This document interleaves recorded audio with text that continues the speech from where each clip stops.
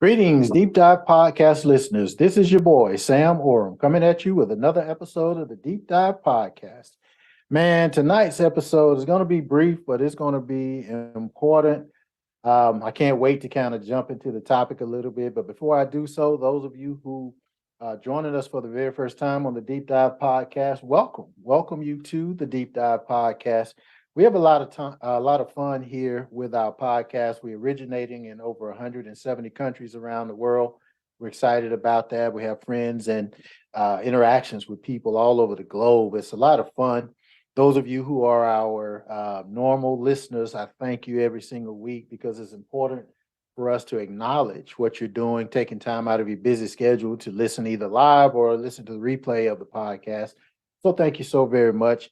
I will continue to ask everyone if you would like, subscribe, download, and share the podcast so that everybody can enjoy our messages of empowerment and entertainment. So I want to jump right into the topic tonight. It's not going to be very long because it's going to be a series. We're going to do a series on this particular topic over the next few months, periodically here and there. But it's something that's exciting to me. It's kind of fun. But I want to talk a little bit about the power of the HBCU. That's the historically Black colleges and universities. Guys, I've had some people who have inquired, and these are some of my, friends from other parts of the world who really don't understand what HBCU is all about. And, I typically try to do topics that could cross borders. So when I got a lot of emails and a lot of people who were asking about HBCUs in particular, again, as I said, from people from other parts of the world, I decided to just kind of share briefly what that is and why so many people are excited about it here in America, how it originated. Even for some people here, they don't really know how it all originated. But just to kind of share that with you guys. So, interestingly enough, for me, it's a good topic because I am a product of an HBCU. I'm actually a product of Florida A&M University in Tallahassee, Florida. Now, I'm going to say some things that's going to ruffle some people's feathers as we go through this podcast, but you know me, I don't care. I got to do what I got to do. And I'm going to start out by saying Florida A&M, FAMU, is the greatest of all the HBCUs. Oh, yeah, I hear my friends at Howard and Jackson State, Jefferson, Southern, Stanley, and all these other people. I'm just trying to tell you the truth. We're on the highest of 7 hills in Tallahassee, Florida, and we are doing some great things. I had a ball at FAMU. But before I talk about my story, just really giving you a little background on historically Black colleges and universities, which is the acronym HBCU. The history of HBCU is unique, and it's unique from a standpoint of it was designed and developed for Black people to have an opportunity for higher education. Most of you know that Blacks were not allowed to have the same type or level of education as their white counterparts. So there was always some thought of how can Blacks continue to be educated And we're not talking about in the 1800s. We're talking about earlier. In this century, in the previous century. So, you know, how can Black people continue to be educated? And this is kind of how the HBCUs came about. But it's a beautiful thing, guys. We're talking about the beauty of HBCUs. That's the topic of this podcast episode. And so when you talk about it, when you think about it, one of the most beautiful things about HBCUs is the tradition and the history. As I said, Blacks were denied higher education. So the mere fact that an entity had to be created to give people a platform, Black people, a platform to be educated, it became so necessary. The thing about it is, HBCUs and a lot of them are over a century old. I remember, and if I'm not mistaken, Florida A&M was in 1897, I think, 1897. And kind of remember that. Well, 18, anyway, we have to look it up, but I know it was the latter 1800s, right? A lot of HBCUs are over a century old. I'm ashamed to say I didn't check my history before I got on this call. That's grounds for getting chastised. I can already hear it. But I did know, so hey, to give me some credit. But yeah, so anyway, the tradition and the history in the HBCU is very, very important. It is celebrated a lot of times on campus. I mean, there's such a sense of community with HBCUs that's incredible. They're very tight knit communities. We're very tight knit communities, and a lot of times this is where your students, the faculty, the staff, everybody, we feel like family. It's a smaller class size, so everything is more personalized. You get more attention from your professors. You get to, and all of these type things contribute to the sense of community. I can really tell you that, the difference. There's a different feeling having gone to, Florida A&M, a HBCU, and then going to UAB, which is contrary to HBCU, and then Emory and some other places. They're totally different feelings. There's nothing like an HBCU. Like I said, the tradition, the sense of community, things of that nature. When I went to Florida A&M, and here's something else that's strong about HBCU. So when I originally was getting ready to leave high school, my thoughts was I was going to go to the University of Alabama in Tuscaloosa. That was my deal. I was going to go to University of Alabama. I think I had a educational scholarship, an academic scholarship. I, had good grades and things of that nature, and I was a part of a program. I don't know if they still do this. It was called Upward Bound, and so that program allowed me to go to the University of Alabama during the summer, just stay on campus for a while. I don't know how long it was, a week or two, but stay on campus, get a chance to get familiarized with the campus, and so I'm fired up about going to University of Alabama. And then also I was in the band, so the band director at the University of Alabama, I want to say his name was Johnny. I can't remember. He's passed on. It's been so long ago, but he was a legend in university bands at the University of Alabama. So I was excited to get a chance to learn under his tutelage. And I was excited about the University of Alabama. I've always been a University of Alabama fan. And, so I'm getting ready. I'm fired up, ready to go. I did the Upward Bound program, stayed on campus. Everything was good. But then when I came back to finish off for high school, my high school band director, interestingly enough, he was a graduate, 1965 graduate of Florida A&M University. Now check this out, how this all worked. He was a 1965 graduate of Florida A&M University. His name was Farrell Duncan. And not only was he my band director at Lanier High School in Montgomery, Alabama, he was also my mentor. He was my first mentor. I didn't have a father in the home growing up. So my high school band director was my first mentor. And he shared with me some of the things about, I told him about Upward Bound. I told him I was going to University of Alabama. I was going to get a scholarship and all these things. I was pretty good in terms of a trumpet player, so I knew I would get a scholarship either in band or education. And I shared with him, hey, I just got back, did this whole upward bound thing, and I'm ready to go to University of Alabama. He said, let me just share something with you about this college. And I remember him writing it down, FAMU. And I'm asking myself, I think he got a phone call, but I'm looking at the notes he was writing down, and I'm asking myself, what is this FAMU? He wrote down on this paper FAMU, FAMU. What is FAMU? Well, I'm just thinking aloud. And then he got off the call or whatever it was. I was in his office, and he said, "Have you ever heard of Florida A&M University?" I'm like, "No." And then it started to put it together. Okay, it wasn't FAMU, it was acronym for Florida A&M University, and actually it's pronounced FAMU. But anyway, no, I haven't heard of it. I never heard of it, never had any exposure to it. So he gave me a little education on what an HBCU was. He gave me a little education on Florida A&M University. He talked about his experience there, having graduated there in 1965. And then he talked about this guy who was the band director at the time that he was there, and he's still there. His name was Dr. William P. Foster. And so he just kind of ran down the whole history of it. And I'm like, okay, that's cool and all, that's great, but I'm ready to go to the University of Alabama. And then he said something. He said, look, let me take you down to FAMU. I paraphrased the conversation, but let me take you down to FAMU, and I want you to audition for a band scholarship.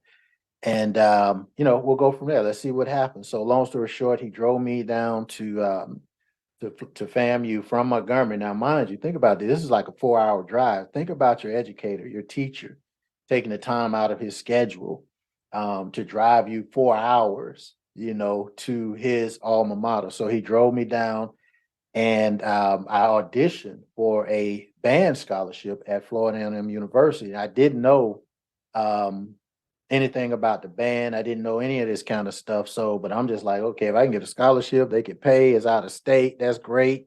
That's another reason I want to go to University of Alabama. It was in state, so it was a lot cheaper. But anyway, I went down, and I immediately got a scholarship. So I'm fired up, and I'm kind of jumping back and forth. But this part is funny still to this day. I mentioned this, but the guy that I auditioned for at Florida A&M, his name was Julian White, Dr. Julian White.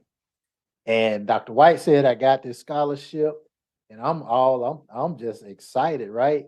But here's what I didn't know. And still to this day, I'm not certain about this.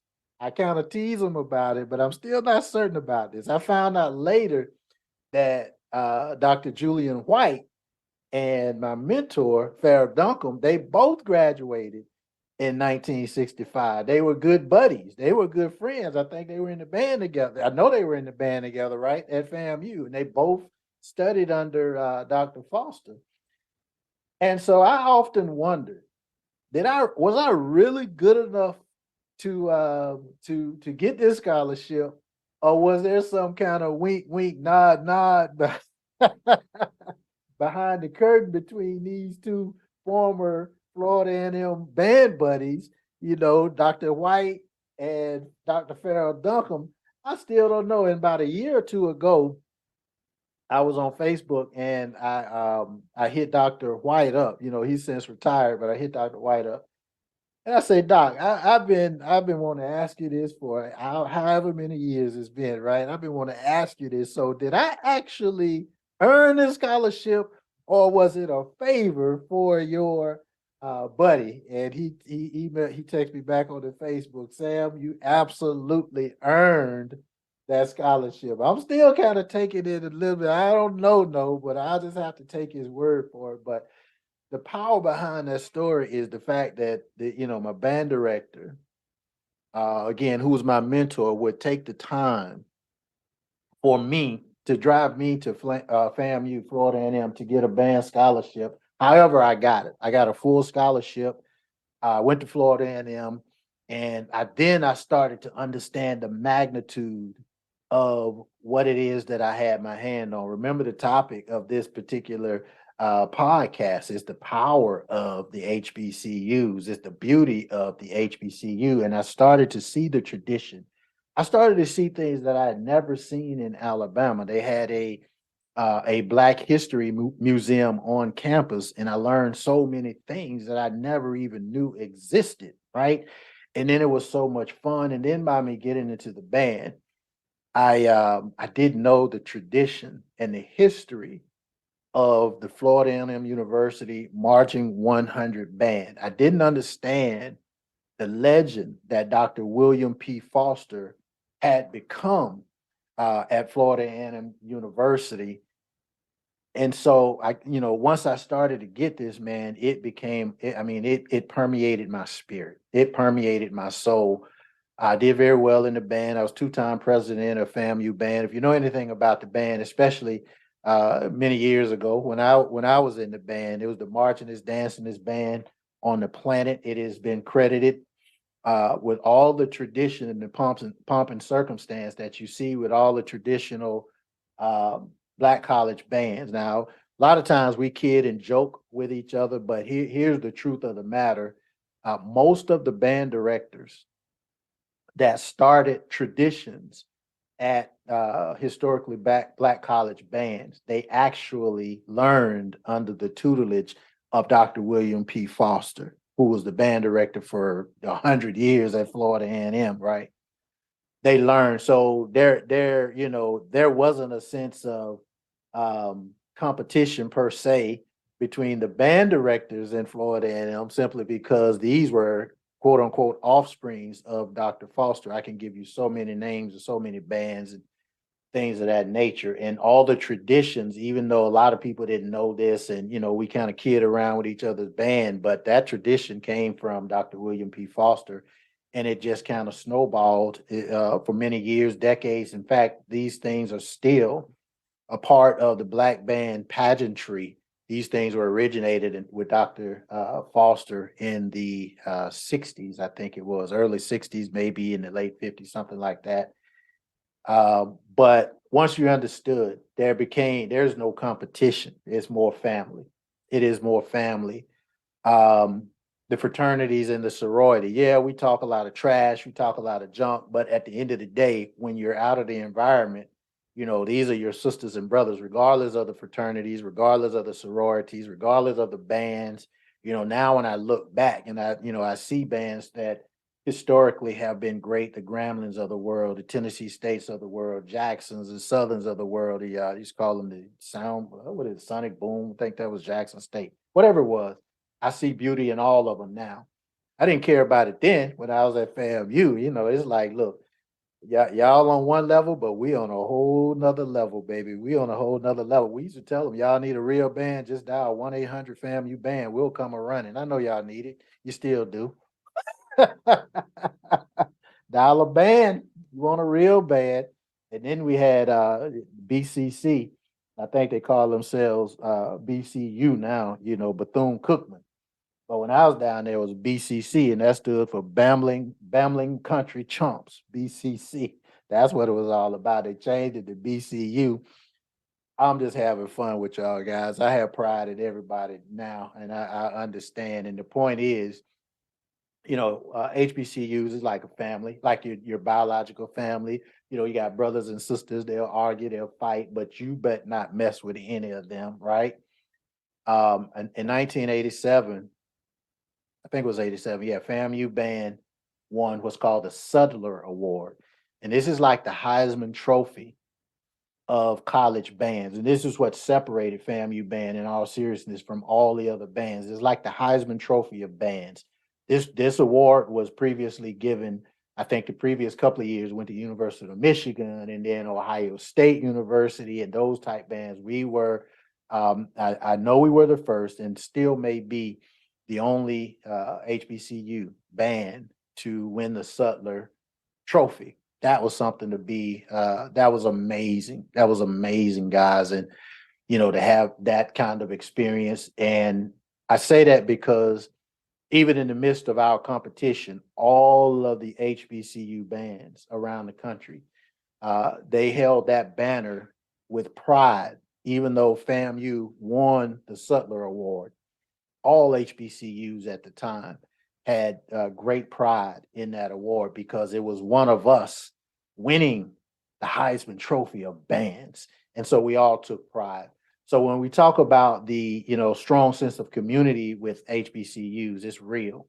It's absolutely real. There's an excellent academic programs that's all over the country with HBCUs. I know when I was at FAMU, our I think it was SBI. Our SBI school was one of the best in the country. I want to say it was second only to Harvard. It was second only to Harvard, and the dean of that school was Dr. Sybil Mobley. Y'all have to forgive me. This has been many, many years ago with all of these dates and times and names, but it was Dr. Sybil Mobley, and I think it was only second only to Harvard in terms of business and in terms of academia. Now, there have been so many different HBCUs that have contributed to higher education and excellence in terms of academic programs. I do know for a fact that Howard University is one of the top academic institutions in the country. And I ain't say black, I say one of the top academic institutions in the country. Tuskegee they've made contributions in terms of society. In fact, every HBCU, some stand out in different areas differently, whether it's technology, some of them, whether it's engineering, and some of them, whether it's science and math. So every HBCU contributes a lot to the overall success of men and women who attend these HBCUs. And it's something to behold, guys. It's something to behold. The opportunities for leadership and service is incredible. I mentioned to you that I was two-time president of Florida A&M University Band.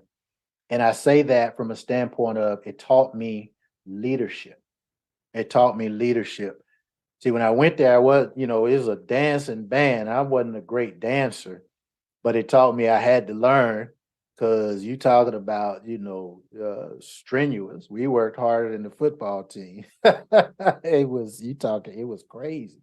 I had to learn in order to excel. I had to learn how to perform as a musician, not just a sit-down musician, but a marching and dancing and symphonic and jazz and wind ensemble musician, but the leadership skills and the discipline that is taught during your stay at an HBCU is incredible. And I still live by these leadership skills today.